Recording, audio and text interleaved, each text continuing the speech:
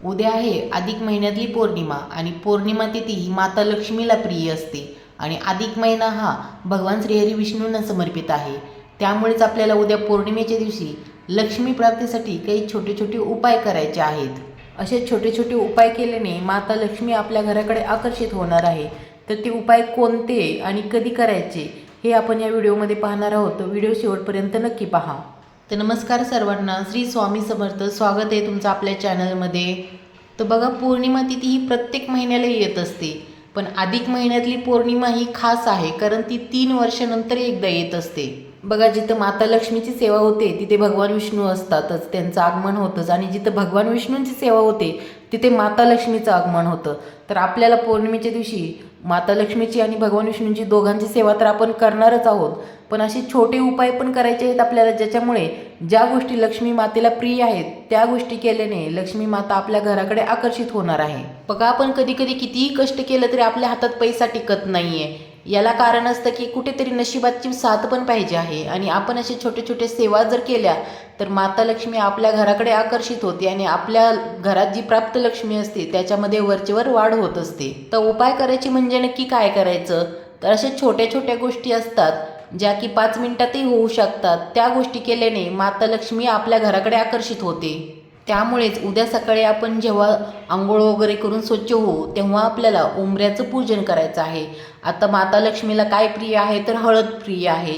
तर आपल्याला उंबरा पूर्ण ओल्या कपड्यांनी स्वच्छ करून घ्यायचा आहे आणि उंबऱ्याला हळदीचं लेपन करायचं आहे. त्यानंतर आपल्याला आपल्या उंबऱ्याची पूजा करून घ्यायची आहे, म्हणजे धूप दीप ओवाळून फूल वगैरे अर्पण करून पूजा करून घ्यायची आहे. आणि आपण अशी पूजा प्रत्येक गुरुवारी पण करायची असते आणि प्रत्येक पौर्णिमेला करायची असते, पण उद्या आवर्जून करायची आहे कारण उद्या अधिक महिन्यातली पौर्णिमा आहे आणि या दिवशी माता लक्ष्मीचे असे छोटे छोटे उपाय आणि सेवा झालेच पाहिजेत. तुम्ही उंबऱ्याला छोटीशी रांगोळी पण काढू शकता, पण जर तुम्हाला घाई असेल तर उंबऱ्याला हळदीचं लेपन करा, हळद कुंकू अर्पण करा आणि पुष्प अर्पण करून धूप दीप ओवाळून उंबऱ्याची पूजा करा.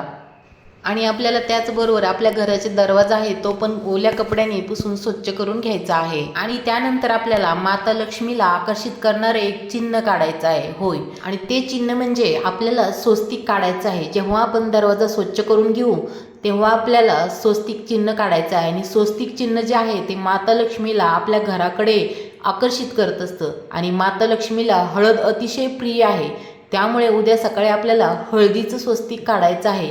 थोडीशी हळद घेऊ शकता आणि त्यामध्ये तूप घालू शकता. गाईचं तूप असेल तर तुम्ही अवश्य वापरा, नसेल तुमच्याकडे तर तुम्ही गुलाबजलामध्ये हळद भिजवून तुम्ही आपल्या दरवाजावरती, मुख्य दरवाजावरती स्वस्तिक काढायचं आहे.